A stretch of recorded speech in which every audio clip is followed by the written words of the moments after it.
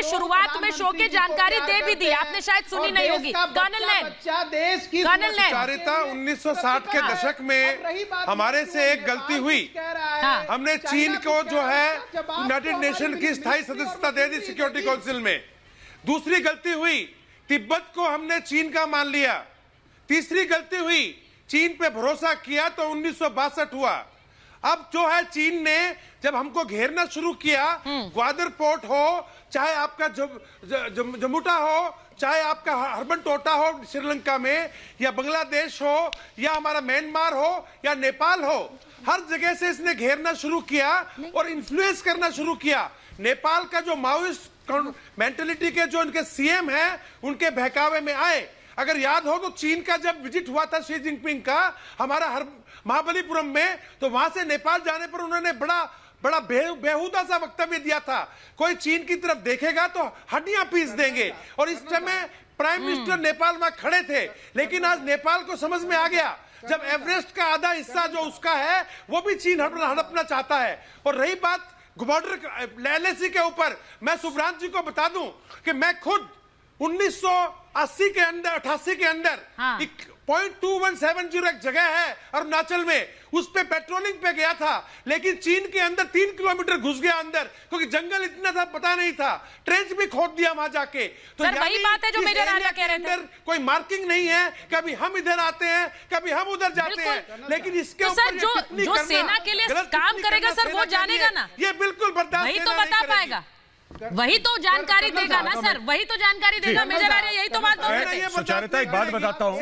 जो कर्नल नैन ने बात बोली है ना, उसके बाद में जो कर्नल नैन साहब ने बात बोली है, मैं वही बात दोबारा रिपीट करता हूँ। 1996-97 में मैं लाइन ऑफ एक्चुअल कंट्रोल पे था लाहौल स्पीति पे, और मैं वहां पे कंपनी कमांडर था। एक जगह थी जिसका नाम था शिपकिला, और हमारे लुकमा 1 लुकमा 2 पे हमारे लोकेशंस हुआ करते थे प्लेटून के। मैं दर्जनों बार चीन के अंदर जा चुका हूं अपने लोगों के साथ। वहां पे मैं गया, चाइनीज ने मुझे कंडेंस मिल्क का डब्बा दिया था एज अ गिफ्ट, क्योंकि हम लोगों के पास वही चीज रहती है। वो जब हमारी टेरिटरी के अंदर आए, हमने उनको बादाम दिए और काजू दिए थे। हाथ मिला के उन्होंने एक जैकेट गिफ्ट दी थी मुझे, चाइनीज आर्मी की जैकेट ऐसी लेकर आए थे, गिफ्ट दी थी।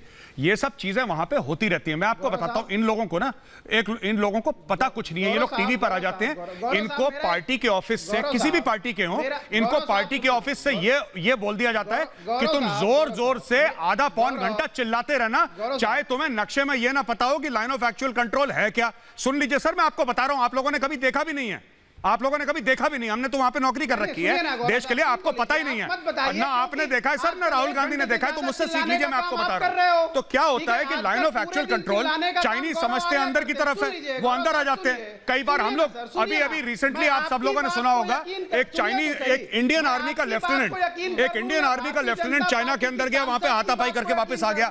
मानने की बात यह है कि 1967 के बाद, लगभग 55 साल हो गए, 1967 के बाद एक गोली नहीं चली है लाइन ऑफ एक्चुअल कंट्रोल पे, एक सिंगल राउंड फायर नहीं हुआ इंडिया और चाइना के बॉर्डर पे।